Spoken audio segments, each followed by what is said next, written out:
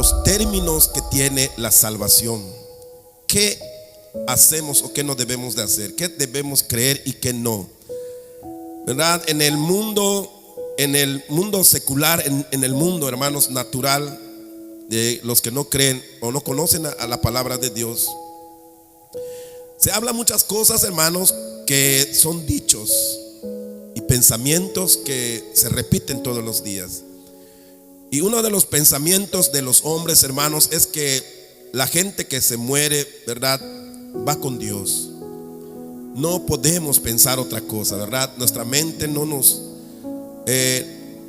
impide poder pensar algo trágico después de la muerte, porque nos duele ver cuando un pariente, ¿verdad?, se va. Y lo más que quisiéramos pensar es que está en el cielo. Y es noble ese pensamiento, y ese pensamiento, hermanos, amén, es bonito y es consolador para la mente humana. Pero ¿de dónde saca el hombre, verdad, ese pensamiento? No de la palabra de Dios, sino de lo que se ha repetido, lo que hemos oído que todo mundo dice cuando la gente muere. Y ese es el problema, porque solo hemos seguido diciendo lo que dicen los demás. Y normalmente, hermanos, la iglesia tiene ese problema. La gente normalmente tiene ese problema, que la gente solo sigue repitiendo lo que repiten los demás. Normalmente, casi en todas las religiones, no se dan la tarea de estudiar las cosas y con un razonamiento poder entenderlos. Normalmente la gente repite lo mismo. Y por eso nos damos, hermanos, la tarea de enseñar esto, porque cuando alguien dice, ¿verdad?, que alguien murió y está con Dios, se dice de cualquiera persona que muera, no importa la condición que muera, no importa en qué pecado vive o cómo haya estado, porque no se conoce la realidad. Ignoran que la palabra dice que, ¿verdad?, después de la muerte viene el juicio. Hay un pensamiento que hablan, ¿verdad?, sobre el purgatorio, por ejemplo. Son ideas que nos gustaría que fuera realidad como hombres. ¿Por qué? Porque sabemos nuestra condición de pecado, nuestra tentación, conocemos todo eso. Y el purgatorio, en la doctrina del purgatorio, enseña así rápidamente, enseña de que nosotros, porque no podemos vivir de otra manera más santa, mejor, no se puede ser realmente recto, dicen, el purgatorio es la solución. ¿Qué es el purgatorio? Que después de morir uno va al infierno prácticamente un rato, un tiempo, para sufrir, quemar nuestros pecados allá, ¿verdad? Entonces, ya que no pudiste vivir santamente, tuviste muchos errores, hiciste cosas malas, pues te vas al purgatorio. El purgatorio es para purgar, ¿verdad?, tu pena, tu condena, pero es un tiempo. Entonces la gente, supuestamente, ahí van todos los que tienen pecados, sufren, los castigan por su pecado y un tiempo los sacan y los llevan a todos al cielo.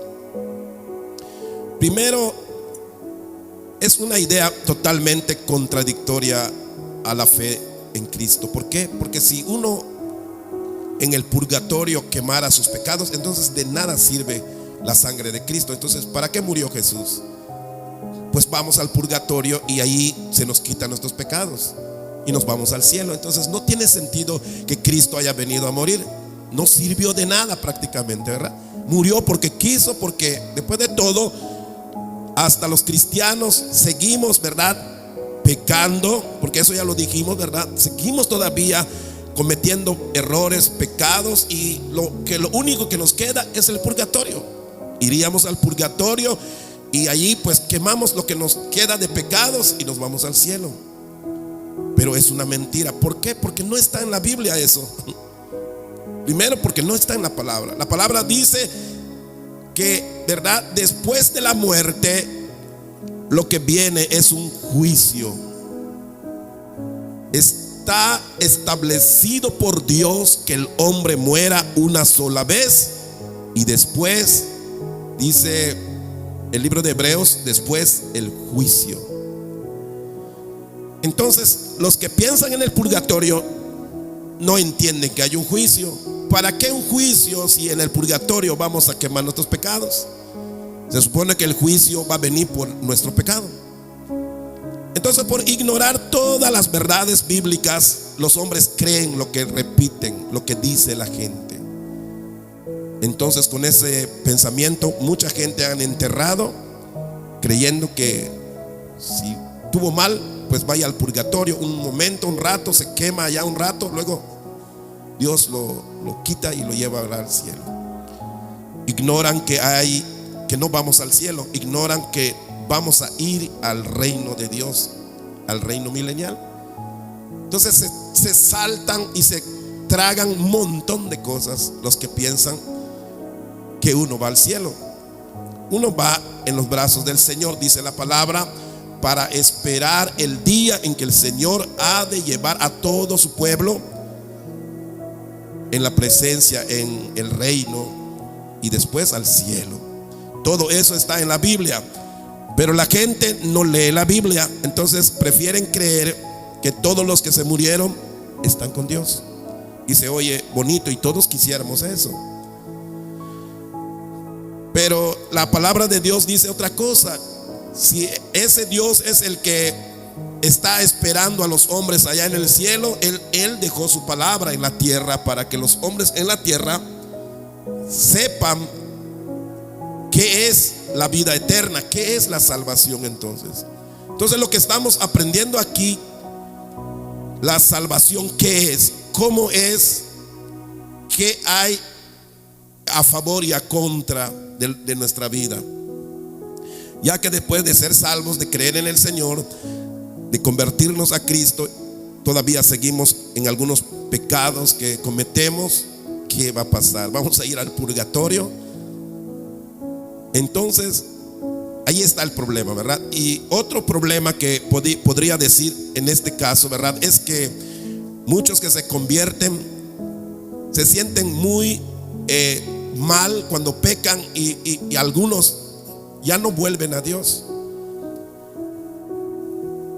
Cuando caen en el pecado en que salieron, muchas veces regresan al mundo, al pecado, porque dicen: yo no sirvo para ser creyente, yo no puedo dejar mi pecado.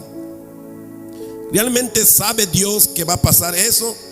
Para eso murió Jesús, para que el pecador, el que se convierte, que todavía puede pecar, puede fallar, tenga refugio para poder ser perdonado y no ser condenado.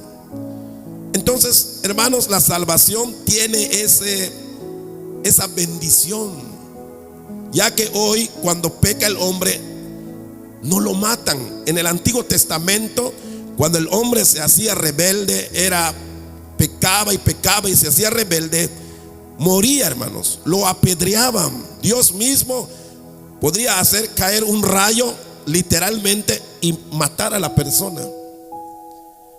Ahora no es así. Hoy la gente puede agarrar la Biblia y hasta romperla, quemarla, y no le pasa nada, no cae un rayo. Dios ha determinado un día en que va a juzgar todas las cosas, y estamos en un tiempo de gracia donde inclusive el creyente, el que se ha convertido, puede de repente caer en algo, en un pecado, y todavía tiene ¿cómo se llama? Tiene la opción de volver arrepentido y buscar el perdón de Dios.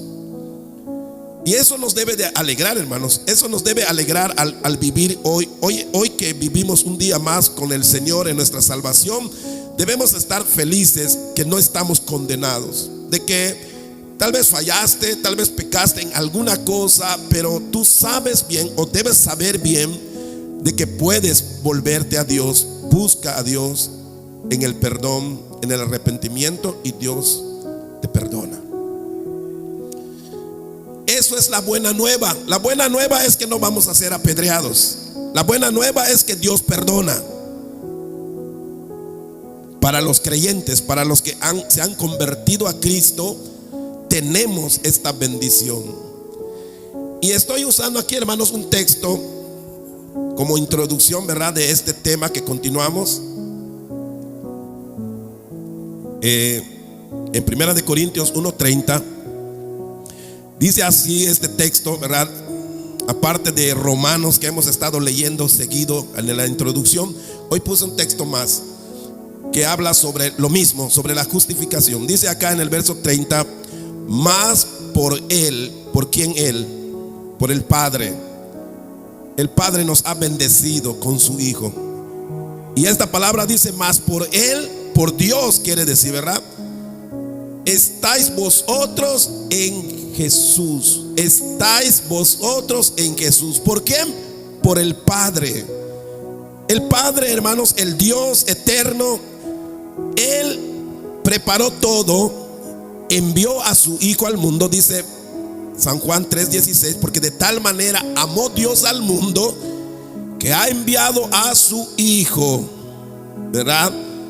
Y eso nos deja ver, hermanos, nosotros como iglesia que creemos en la Trinidad, que hoy muchos contradicen también la Trinidad, ¿verdad? Una cosa terrible de los últimos tiempos. Van a cambiar muchas cosas. Pero, hermano, nosotros creemos en la Trinidad, que hay tres personas en un solo Dios. Tenemos un solo Dios en tres personas. Y el apóstol Pablo usa mucho estos términos cuando escribe, para no dejar afuera a ninguno, ni al Padre, ni al Hijo, ni al Espíritu Santo. Por eso entonces dice, más por Él, dice, estáis vosotros en Jesús, en Cristo Jesús. Dice, el cual nos ha sido hecho por Dios, ¿verdad? Cuando usa la palabra Dios acá, lo está usando como señalando al Padre, ¿sí? El cual nos ha sido hecho por Dios. ¿Qué nos ha sido hecho? Sabiduría, justificación, santificación y redención. El Padre, amado hermano, el Padre nos ha dado a su Hijo, porque no somos sabios. Cuando Dios creó al hombre, lo creó, hermanos, con el poder de elección, con el libre albedrío, a lo que el hombre no fue sabio al usar. Esto es como cuando te dan dinero y en vez de que uses el dinero para algo productivo y puedas hacerte tal vez más rico, vamos a decirlo así, en el buen sentido de la palabra, malgastas el dinero o inviertes en cosas que no tienen nada de producción y lo malgastas. ¿Qué pasa con una persona así? No tiene sabiduría, ¿verdad?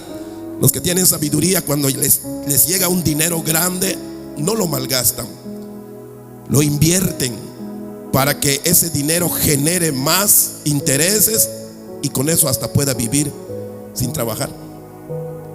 Es una idea, ¿verdad? Aunque Dios no manda que no trabajemos. Nos hace falta sabiduría. Dice acá, nos ha hecho sabiduría. El primer paso de sabiduría, hermano, es buscar a Dios.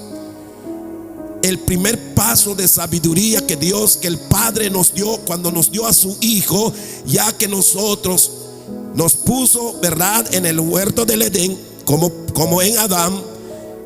Y en vez de que usemos la sabiduría, el entendimiento que Él nos dio, ¿qué hicimos como hombres? Hicimos lo malo. No hay sabiduría. ¿Qué hace el Señor ahora? Envía a su Hijo Jesús para que por medio de Él nosotros podamos usar la sabiduría, porque la sabiduría es Él. Dale un aplauso al Señor. La sabiduría, hermanos, es Dios. Aleluya. Por eso el que está sin Dios hermano, está en una insensatez. Hace cosas que no conviene. Hace cosas que le sale mal en todo. No hay sabiduría. Se supone, hermanos, que los cristianos debemos de ser los más sabios. Cuando tú buscas a Dios sinceramente y te entregas a Dios, Dios te hace sabio. Vas a ser sabio, hermanos, en tu economía. Hay gente que no sabe qué hacer con su economía, porque aquel que tiene sabiduría, hermanos, hasta con un poco de sueldo hace maravillas, ¿verdad? Hace cosas que convienen, los gasta exactamente en cosas que valgan la pena. La sabiduría, hermano, es para poder guiar nuestro matrimonio. Los que no tienen sabiduría, ellos mismos destruyen su matrimonio. El hombre destruye su propia casa, la mujer destruye su propia casa con sus propias manos, dice la palabra. ¿Qué le falta a esa mujer? Sabiduría. ¿Qué le falta? Dios. El que no tiene sabiduría, hermanos, amén, destruye todo. Todo le sale mal. Al final del día, al final de su vida, se da cuenta que toda su vida fue un problema y un error. En nada le fue bien. Así estamos sin Dios. Y por eso dice el Padre, nos hizo sabios en Cristo. Vente a Cristo, busca a Cristo y vas a ser sabio. El primer paso sabio que vamos a dar cuando Cristo llega a nosotros es decidir buscar a Dios. Y después todas las cosas van a ser sabias en ti. Debemos ser los más sabios hasta en comer. Cuando uno está sin Dios, no tiene entendimiento. Dios dijo que todo lo que hay en el mundo se puede comer, pero aún en la comida uno tiene que saber qué comer, ¿verdad? Y por eso decimos, ¿verdad? Ahora que a veces la gente se enferma, sinceramente, muchas veces no es porque Dios no lo cuidó, no lo guardó, es porque Dios le dio sabiduría, pero en vez de usar la sabiduría, lo ha usado mal. Si tiene una mala salud, muchas personas es porque no han aprendido a comer conforme, ¿verdad?, a lo que conviene, hermanos. Entonces Dios nos dio una cabeza, un cerebro, ¿verdad?, para que nosotros podamos entender.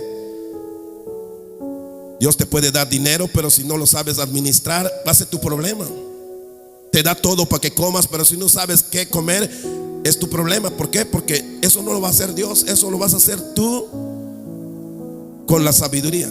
Entonces, cuando no hay sabiduría en todo, hermanos, cometemos errores. Y cuando vamos al doctor nos dice, tienes un problema. ¿Por qué? Porque siempre has consumido esto y esto es lo que te hace daño. Pero dice acá la palabra, hermanos, amén, que Él nos ha sido sabiduría. Dios nos ha dado a su Hijo Jesús para que el hombre regrese en el camino de la sabiduría. Y en todo Dios mejorará tu vida cuando tú vienes a Cristo. No por arte de magia, esto tiene un proceso. Todo se tiene que ir reparando poco a poco, cambiando poco a poco.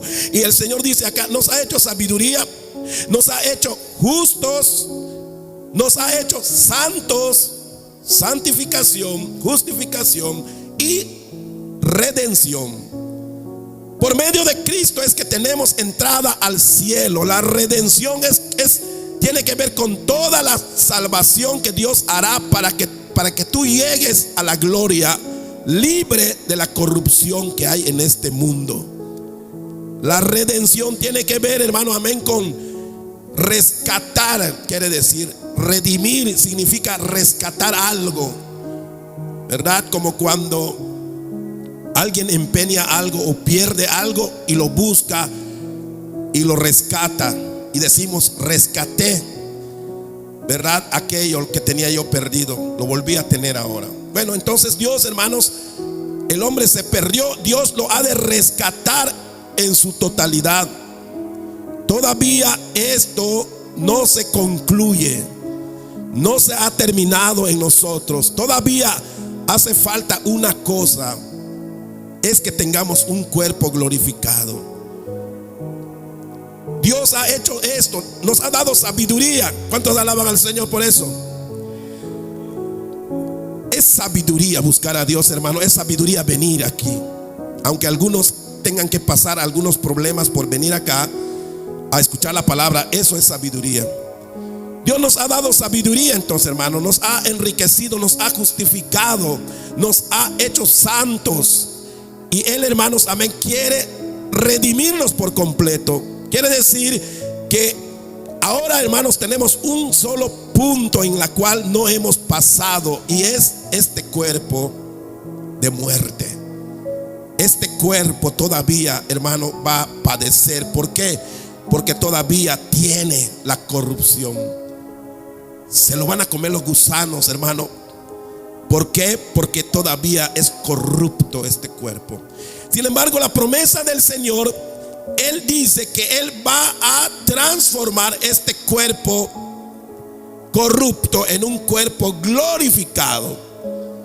Dice la palabra que los muertos se levantarán de las tumbas. Y lo que se va a levantar de las tumbas, hermanos, es un cuerpo. Porque el alma no está en la tumba. Lo que está en las tumbas son los cuerpos. Pero Dios va a levantarlo con su poder en cuerpos glorificados, donde no nos va a doler los huesos, donde no va a envejecer, no va a quedar blanco el cabello. Vamos a ser levantados, hermanos, en nuestra pura juventud, y estaremos así para siempre. Amén. ¿A quién le gusta estar joven? A todos, ¿verdad? Los viejitos no quieren quedar viejitos. Pero ahí vamos todos, hasta los jóvenes que hoy están acá, los veremos viejitos un día, o se verán. Así que, hermanos, no podemos detener eso, porque esta es la parte que nos queda. Pero Dios, el Padre, dio a su Hijo, hermano, amén, para que pudiera salvarnos por completo. Primero, lo que Él hace es darnos sabiduría, porque en este mundo necesitas mucha sabiduría para poder aprovechar la bendición de Dios. Dios está derramando bendición, pero hay que saber, hay que tener sabiduría para buscar esa bendición. Y hermano, no es que tengas una sabiduría más que Dios, no. Porque la sabiduría de la cual estamos hablando aquí es cuando tú buscas a Dios, hermano. Cuando tú te inclinas a Dios, cuanto más tú seas obediente a Dios, quiero decirlo así, cuanto más seas obediente al Señor como creyente, porque hay creyentes que no son obedientes, hermano. Hay gente salva y gente creyente de verdad que son rebeldes, o que no están aprovechando la bendición de Dios. Por eso dice Corintios, ¿verdad?, que la base es Cristo, y sobre esa base debemos construir con oro o plata. Pero algunos están construyendo, dice, con heno, con hojarasca, con madera. ¿Qué quiere decir? Materiales que se queman, que se destruyen. Significa que no están aprovechando realmente la bendición de ser creyentes en esta tierra. Y Dios quiere que lo aprovechemos. Por eso lo primero que Él nos da es sabiduría. Sabio es buscar a Dios. Sabio es darle tu juventud a Dios. Si desde joven le das tu vida a Cristo, hermano, y le sirves con todo tu corazón, algo especial va a hacer contigo Dios aún en la vejez. Pero muchas veces, y muchos de nosotros, toda nuestra juventud se lo dimos al pecado, y ahora casi venimos así, por decirlo, venimos a morirnos con el Señor. Y tenemos que pasar muchas cosas dolorosas. Yo he visto gente que se ha entregado a Cristo, sí, pero tuvieron que morir con mucho dolor, hermanos. Es importante que le demos nuestra vida a Cristo. Hay bendiciones, hay privilegios. No es tonto darle la vida a Cristo joven, hermano. Dios es justo. Para aquellos que se esfuerzan desde su juventud a amar a Dios, tendrán recompensa en esta vida también. No puede ser igual. ¿Por qué? Porque Dios es justo. Abstenerse del pecado de este joven, hermano, es una bendición. Pero eso es sabiduría. Y entonces Dios nos ha dado todos estos términos, nos ha justificado, nos ha santificado y nos ha redimido, nos ha sacado del infierno para ir con Él. Y lo único y lo último que falta es este cuerpo de muerte que nos queda. Si esto llegara a desaparecer y volverse puro, se habrá acabado el problema. Por eso ya no estaremos aquí. Nos librará el Señor de todo pecado, de toda corrupción. No seremos para este mundo más. Entonces, amados hermanos, estuvimos viendo, ¿verdad?, la semana pasada, que el arrepentimiento provoca la justificación, ¿verdad? Aquí, para que nos conectemos con el tema, recuerden que la justificación es la salvación en sí, ¿ok? Dios justifica, pero Dios no justifica solamente diciendo, bueno, te justifico a ti o justifico a aquel. No. ¿A quién justifica Dios? Al que se arrepiente y cree en Cristo. Entonces, para alcanzar la justificación, que es quitarte tu culpa al Señor, quitar tu pecado y hacerte santo, tienes que arrepentirte de tus pecados. Y hablamos de los pecados. Hemos infringido la ley y nos hemos negado a Cristo. Es como la esposa que no solamente no obedece las órdenes, sino que tampoco quiere estar con su marido, ¿verdad? Porque la esposa complace al esposo en dos formas.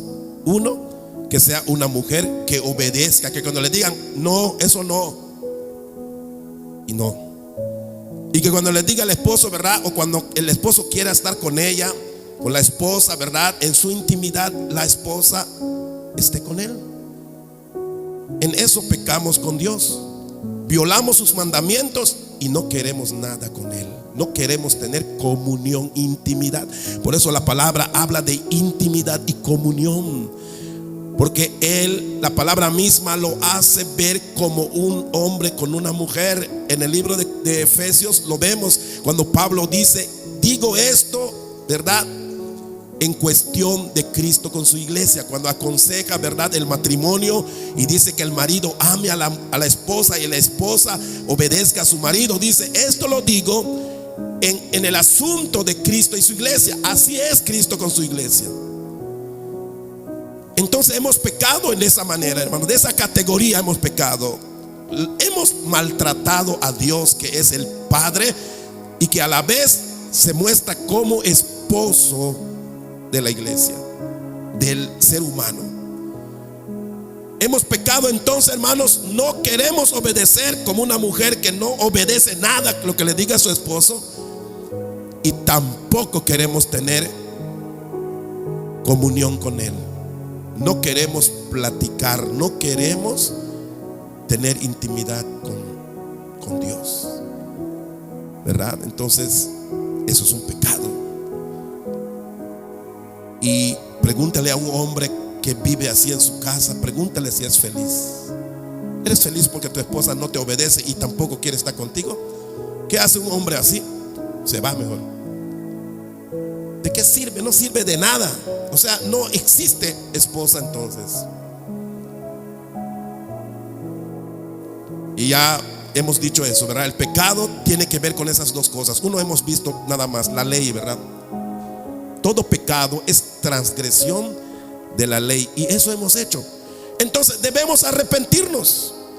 Debemos reconocer que no lo hemos hecho bien. Así como una esposa debe reconocer que no ha hecho lo que debió de hacer como esposa, pero también no ha querido darle amor a su marido.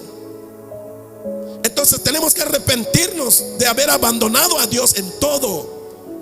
No solamente, ¿verdad?, no obedecemos su mandamiento, sino que ni siquiera lo alabamos. El hombre incrédulo que vive lejos de Dios, así vive tomando, fumando, emborrachándose, andando en el adulterio, la fornicación. Nunca adora a Dios. Y los mandamientos de Dios menos. Entonces hay dos formas. Entonces es necesario que el arrepentimiento provoca la justificación. Dios nos salva por eso. No a cualquiera salva, sino al que se arrepiente y cree en Cristo. Y la justificación nos da potestad de ser hijos de Dios. Qué maravilloso, ¿verdad? Ese cambio, hermano, esa transformación, eso que produce el que Dios te justifica. Como ya dijimos, ¿verdad? Es como cuando una persona saca a alguien de la cárcel, te salva, pero Dios no solamente saca a uno de la cárcel del pecado, sino que lo hace su hijo. Lo sacas de la cárcel y lo llevas a vivir en casa para mantenerlo, para instruirlo, para darle todo. Eso es lo que ha hecho Dios, o es lo que hace Dios cuando nos justifica. Entonces vean aquí, hermanos, amén, la bendición que tenemos de ser salvos. Dios nos justifica y Dios nos da potestad de que seamos su hijo ahora. Qué maravilloso es eso, hermano. Entonces vimos, ¿verdad?, el texto en Juan 1:12. Dice así el texto, dice, esta es la Biblia, la palabra de Dios. Dice: mas a todos los que le recibieron, a los que creen en su nombre, en el nombre de Jesús, dice acá, les dio potestad de ser hechos hijos de Dios. Y con esto estamos diciendo que no cualquiera de los que ven en la tierra son hijos de Dios. Entonces no todo aquel que muere va a ir al cielo. Los únicos que tienen prometido el cielo son a los hijos de Dios. Pero esto no lo entiende la gente, ¿verdad? Cuando le decimos a alguna persona aquí en la tierra, le decimos: oye, tú eres hijo de Dios, y te dicen: ¿acaso ves que soy un animal? Y en la realidad, porque todos piensan que todos somos hijos de Dios, somos cristianos. O cuando les preguntamos: ¿eres cristiano?, te dicen: ¿acaso ves que soy un animal? ¿Soy un caballo o qué? Porque la gente cree que todo ser humano que vive en la tierra es cristiano o es hijo de Dios, pero no. Entonces Juan nos deja claro que los que creen en Cristo, los que recibieron a Cristo y creen en su nombre, les dio potestad de ser hechos hijos de Dios. Entonces el arrepentimiento, hermanos, trae esta bendición de que ahora ya no somos bastardos, ya no somos ajenos, ya no somos de la calle, ya no somos hijos del diablo.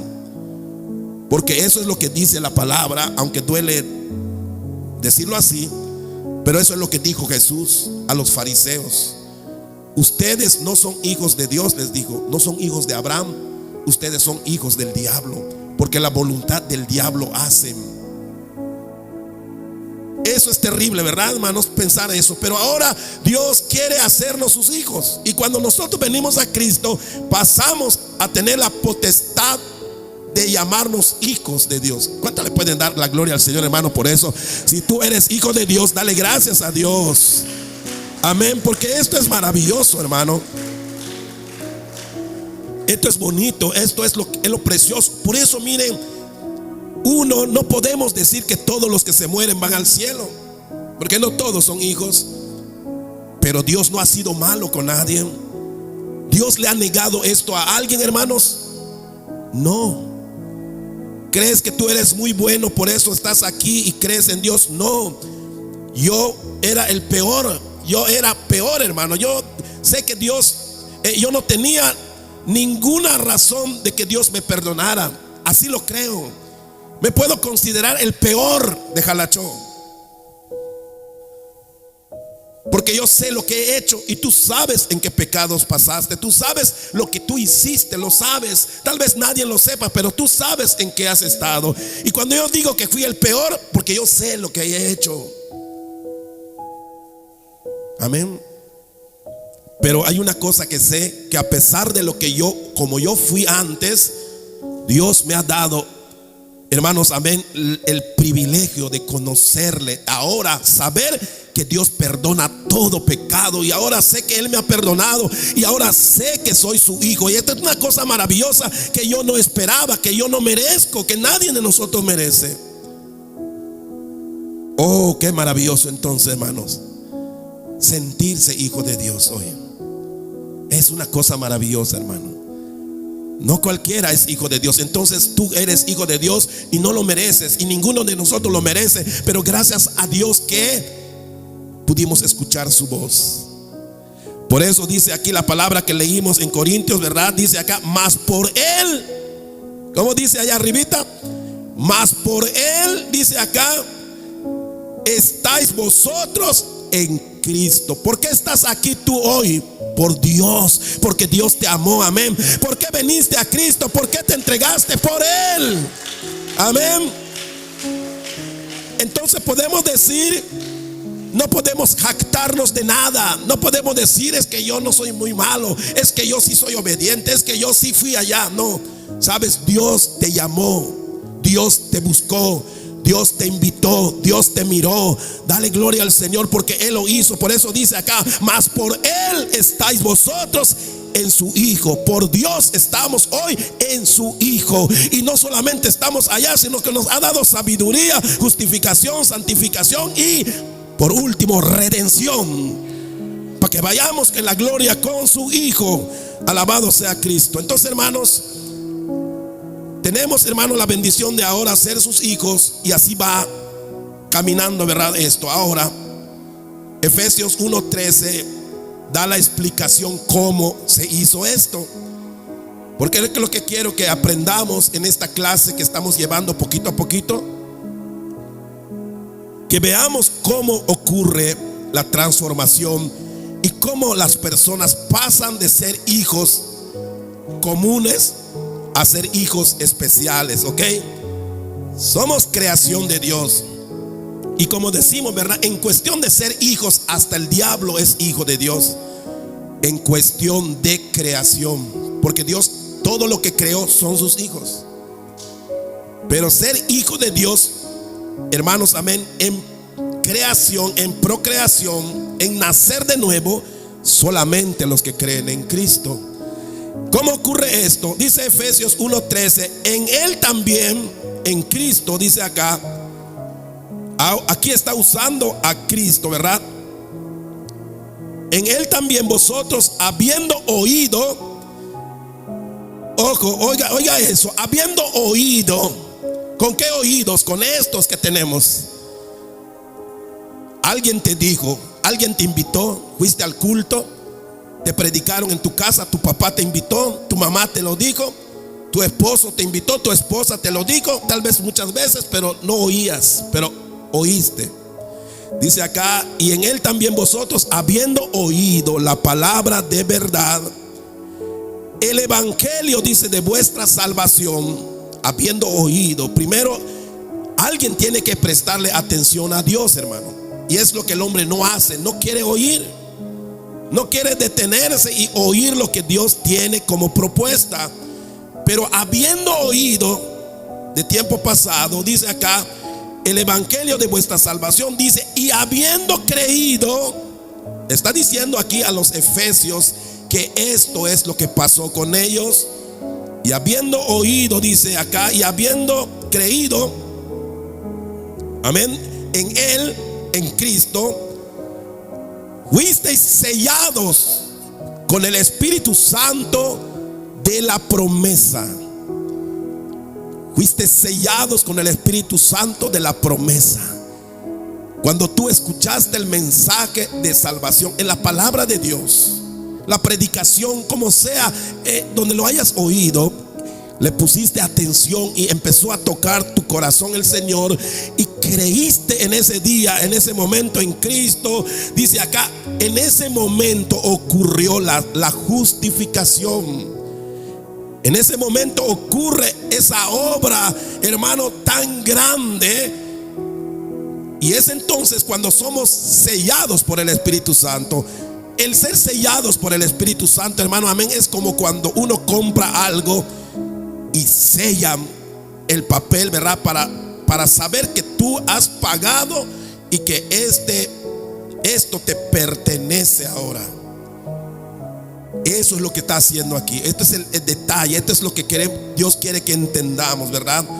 Habiendo creído en Él, fuisteis sellados con el Espíritu Santo. Como cuando ya pertenecemos. Es como cuando vas, ¿verdad?, a las autoridades, al registro civil, para que adoptes a un hijo, a un muchacho que no es tu hijo, y se sella en un papel diciendo, ¿verdad?, este se llama tal y tal con el apellido tal y tal.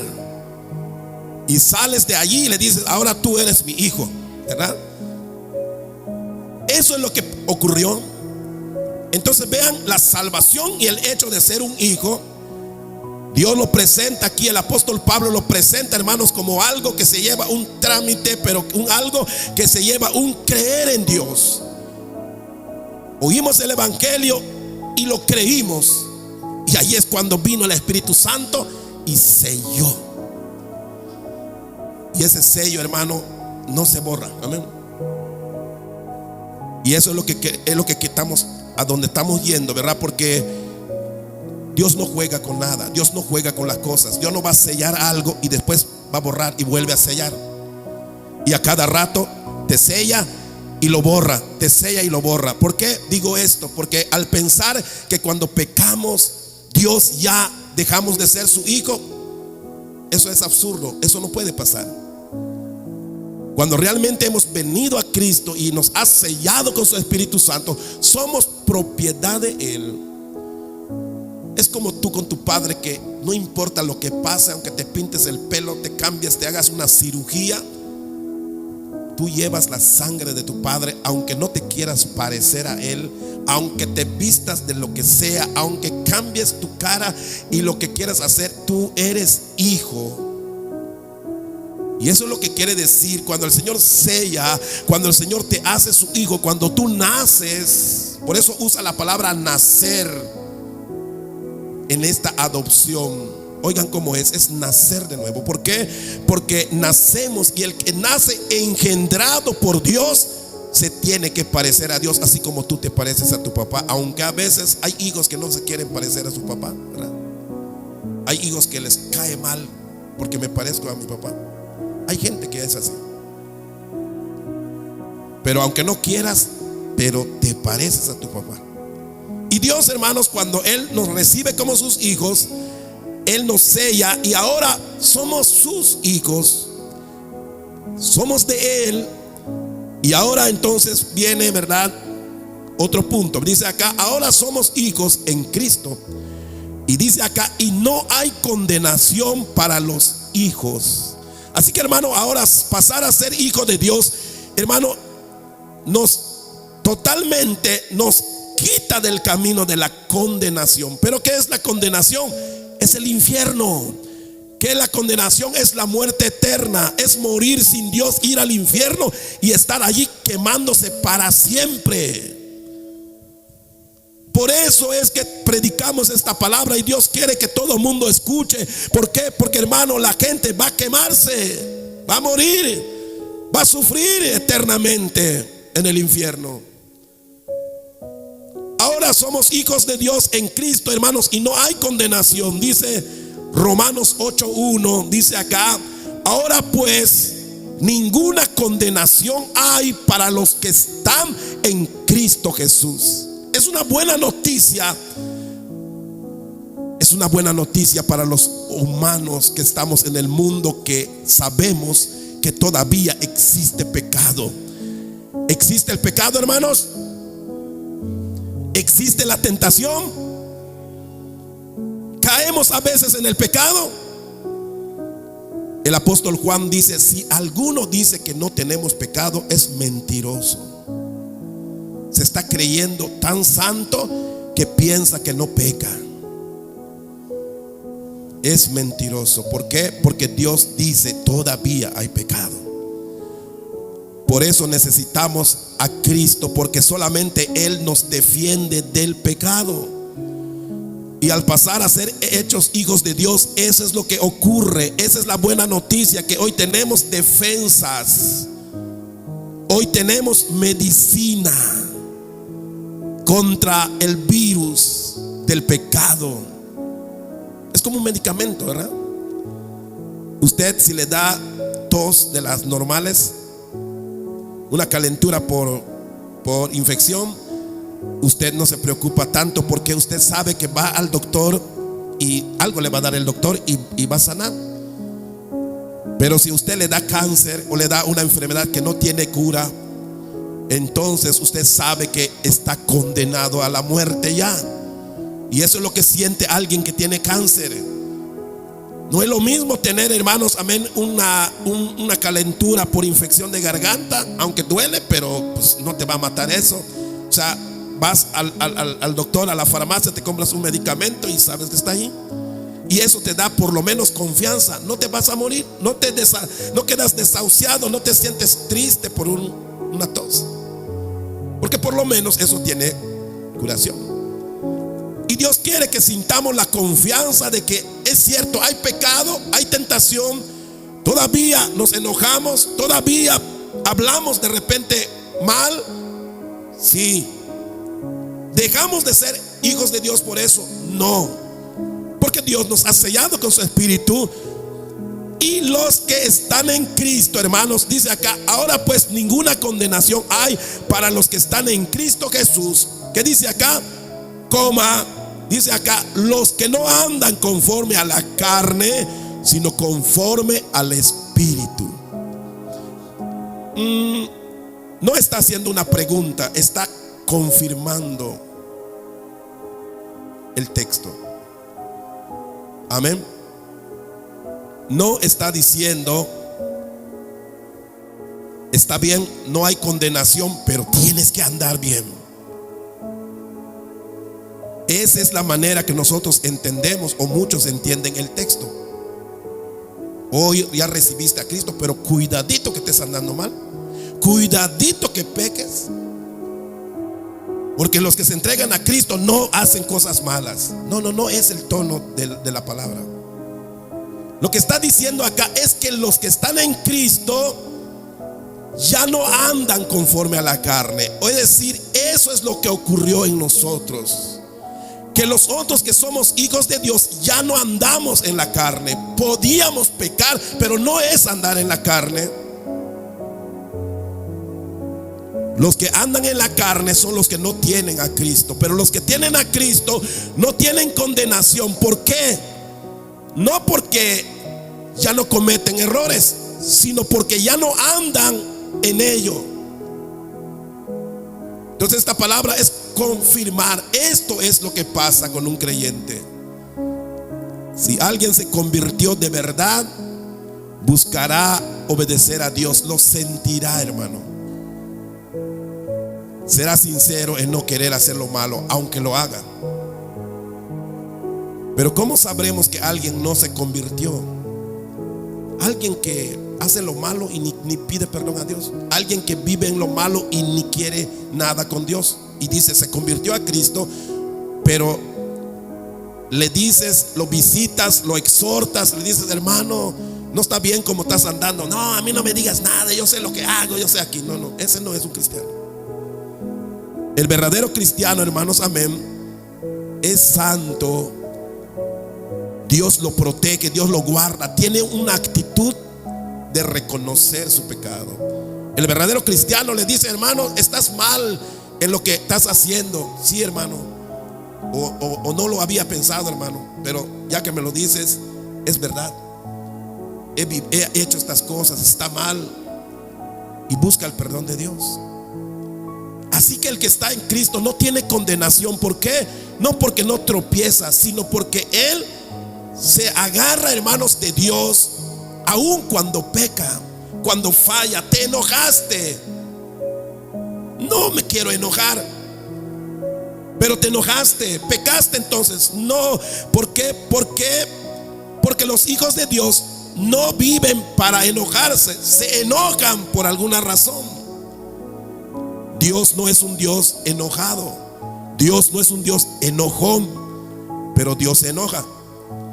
Y cuando se enoja Dios, no solamente amanece un día y Dios dice: estoy enojado, hoy no sé qué tengo, me cae mal toda la gente y hoy les voy a dar su merecido. No, Dios se enoja cuando sus hijos empiezan a hacer lo malo y no buscan su perdón. Él se enoja cuando mira a la humanidad que se va perdiendo y no quiere entender que debe buscar a Cristo. Dios se enoja, su ira lo trae sobre la humanidad. Lo dice su palabra. ¿Cuándo trae Dios su ira? Cuando se enoja. Pero Dios no vive para enojarse. Dios no es un Dios enojón, no es un Dios malo. Él se enoja con razón. Así como todo cristiano, podemos ser muy cristianos, pero cuando algo haga la gente en mi casa, mis hijos, o algún hermano haga algo que no quiere entender y le estoy llamando la atención, yo como pastor muchas veces tengo que hablar fuerte, enojado. No significa que esa es mi vida, mi manera de ser, pero hay cosas donde uno, hermano, tiene que pasar. Pero el pecado significa vivir en esa manera. Es una persona que siempre está enojado, que nunca le puedes hablar, no es tratable. No, esa persona no tiene a Cristo. Pero los hijos de Dios, hermanos, somos tratables, somos amables, pero también nos enojamos cuando hay una razón. Entonces, amado hermano, aquí dice: no hay condenación para los que están en Cristo Jesús. Dice: esos que no andan conforme a la carne, sino conforme al Espíritu. Andamos, hermanos, guiados por el Espíritu Santo. Recuerde que lo que ya leímos en Efesios dice: fueron sellados por el Espíritu Santo. Vino el Espíritu Santo a tu vida el día que tú creíste. Vino el Espíritu Santo dentro de ti. Ya no moran los demonios, sino mora el Espíritu Santo, amado hermano. Amén. Por eso un cristiano no se puede endemoniar. Un cristiano puede ser guiado por un demonio. Un demonio puede estar caminando cerca del cristiano para arrastrarlo a hacer algo, pero el demonio no está dentro del cristiano. Los que se endemonian son aquellos que no tienen a Cristo, no tienen al Espíritu Santo en el corazón. El demonio puede venir y entrar en una persona y endemoniarse a la persona. Pero los que están en Cristo, hermanos, no se endemonian. ¿Por qué? Porque el trono de su corazón lo tienen ocupado el Espíritu Santo de Dios. Por eso dice la palabra: vosotros sois templo del Espíritu Santo. Fuimos sellados por Él, porque Él vino a tu vida el día que tú creíste. Así que, amado hermano, el pecado es tratado desde otro punto.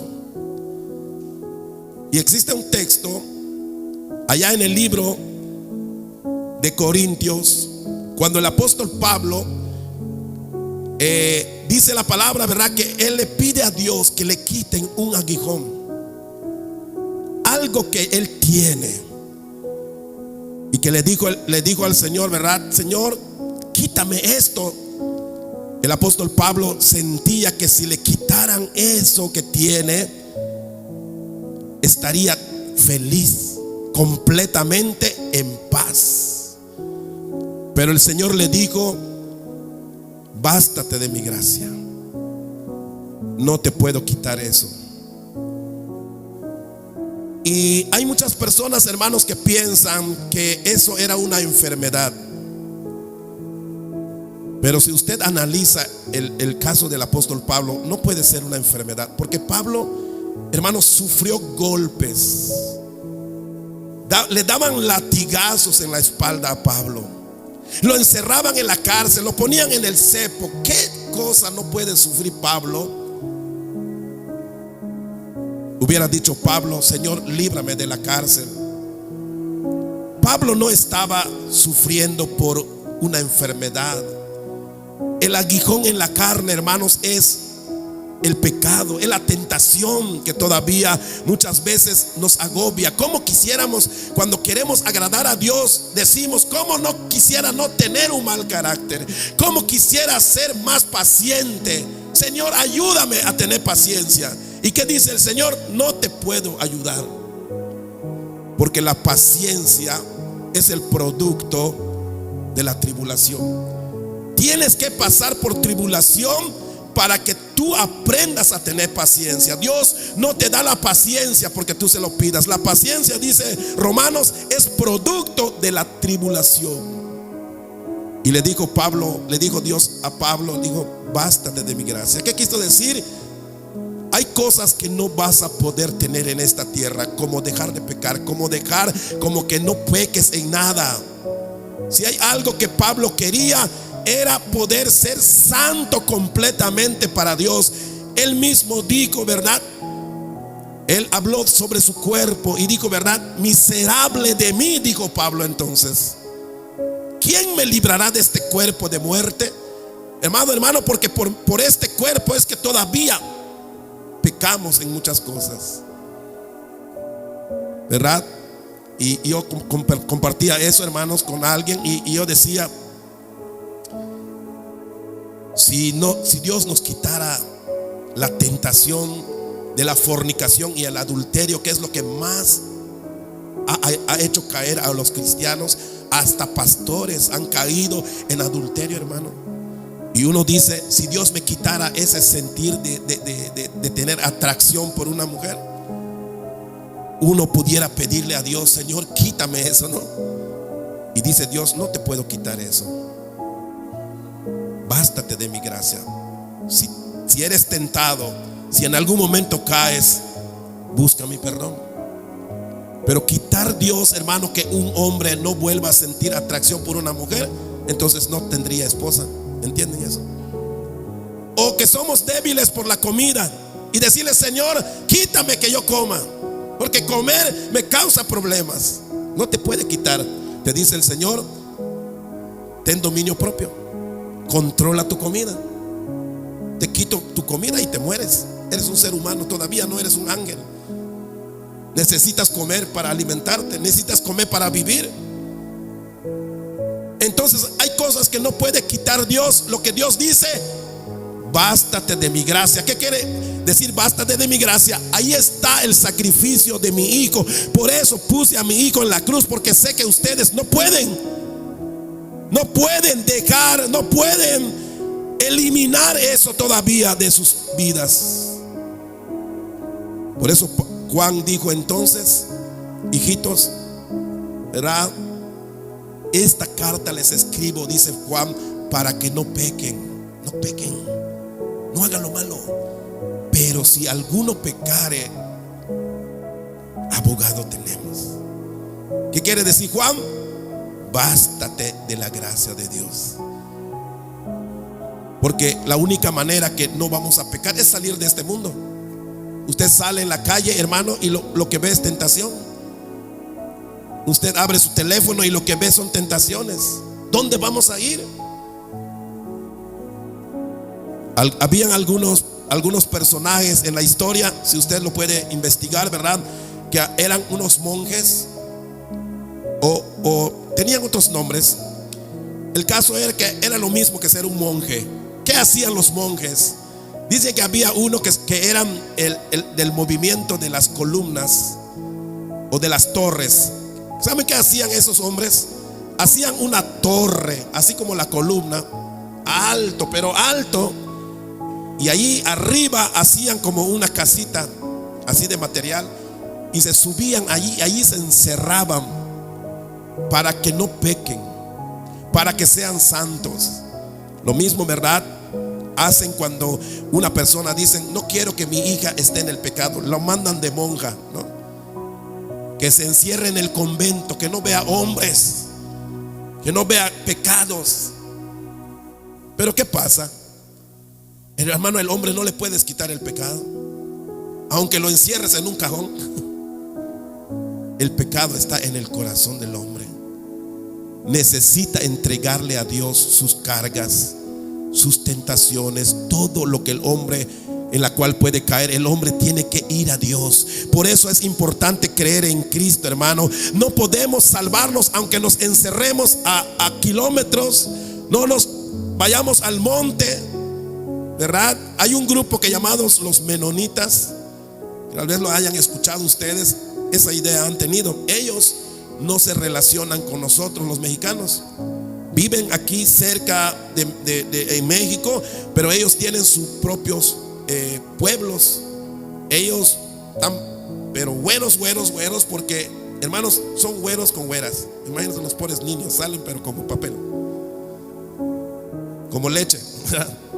Tan blancos los niños. O sea, ¿por qué lo hacen así? Para que no se contaminen. Pero Dios no dijo eso. El Señor no quiso eso. Él dijo, cuando Él oró, nuestro Señor Jesucristo oró, dice la palabra que Él le pidió al Padre: Padre, no los quites del mundo, pero guárdalos del mal. Amado hermano, y en la muerte de Jesús en la cruz es lo que nos guarda del mal, es lo que nos protege, es lo que tenemos como antídoto ante la picadura del pecado. Cuando tú eres mordido por el pecado, tienes que ir pronto, aleluya, a invocar la sangre de Cristo que quita el pecado. Alaba el nombre del Señor, aleluya. Y es así, hermano, amén, como el cristiano va a poder sobrevivir, hermanos, en medio de una generación, como lo dice Pablo a Timoteo, una generación perversa y maligna. Así está el mundo hoy. Hermano, qué difícil es vivir acá. Y le comentaba a mi esposa hoy que estábamos viajando, le hablaba sobre esto. Es difícil estar en este mundo, pero no podemos irnos a otro lado. Por todos lados uno mira pecado. ¿Cuántos hijos de Dios caen? ¿Cuántas personas caen? Y por no entender lo que hemos recibido, muchos dicen: no vuelvo. O muchos condenan. ¿Cuántas veces que las personas que caen y pecan en una iglesia, lo que hace la iglesia es desecharlos, odiarlos, malmirarlos, como si fueran que son los únicos que pecan? Claro que hay que poner disciplina, claro que hay que exhortar sobre el pecado. Pero hermano, esa no es la forma en que Dios juzga las cosas. Cuando Él dice: si ves caído a tu hermano, ora por él, levántalo, no lo juzgues, no lo condenes, porque todos mis hijos caen y yo los perdono. Tú eres uno de ellos. Y por eso dice Pablo, ¿verdad?, a los Gálatas, ¿verdad?, vayan con mansedumbre y corrijan a esa persona. Dice: no vaya a ser que tú también caigas. No vaya a ser que tú hables mal y después te vean a ti también caído en el mismo pecado.